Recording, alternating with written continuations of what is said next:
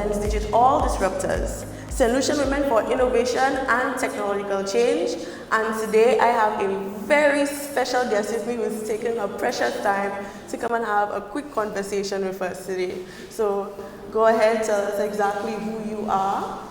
Okay, my name is Liota Charlamagne. I am currently the Deputy Permanent Secretary at the Department of Labor. But prior to that, I've held IT positions within government for the most part of my career. Okay, and could you tell us a little bit about what those positions entailed and exactly what you had to do there? Okay, so I did a degree in Information Systems Management with a minor in Human Resource Management. And so in 1996, when I started work with the government, I had a position of Data Resource Management and Data Records Management, sorry. And so I was responsible for looking at the systems within government on the human resource side, and this is why I thought I had the perfect opportunity, because my major being Information Systems Management with a minor in Human Resource Management, right. I found myself in a very good place reviewing systems pertaining to human resource management. And so we looked at systems where records were kept, personal records and all of those systems. And so for the first part of my career in the service, this is what I spent my time looking at. Right, lovely. So you spoke a little bit about your education journey and getting your qualifications to become a woman in STEM. So exactly, did you face any academic challenges or professional challenges in such a male-dominated career? Academic challenges, I would say no, but definitely as a woman in IT, me joining the service at that time was the only woman in IT within the service. And so I had to really put myself in a position to be recognized by the male ones in that area.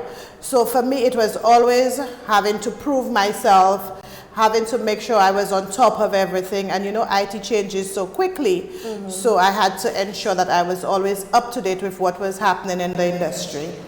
Now, you just mentioned that IT changes so quickly, which I love. So how exactly has the industry changed since you were last there? Okay, so what we have noticed more women really coming into the IT world. I want to say that for me, Information Systems Management, I see it as, although it maybe seems to be a male-dominated area, I felt comfortable being a woman in that space because one of the things you have to know is that you have to know what you bring to the table. Right. As a woman in a male-dominated field, any field for that matter, you have to know what you bring to the table and you have to assert yourself. You have to make the men know that I am there and I deserve to be there. I didn't just get here, I deserve to be there. And this is one of the things that we constantly have to prove ourselves as women in that field. Right. Very, very true.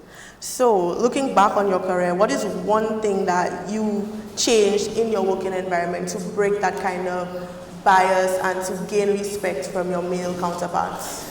Okay, so I would tell you firsthand that walking into meetings, most of the times I would be the only woman around the table for a lot of the time. And at some point I found myself questioning myself, do I really belong here?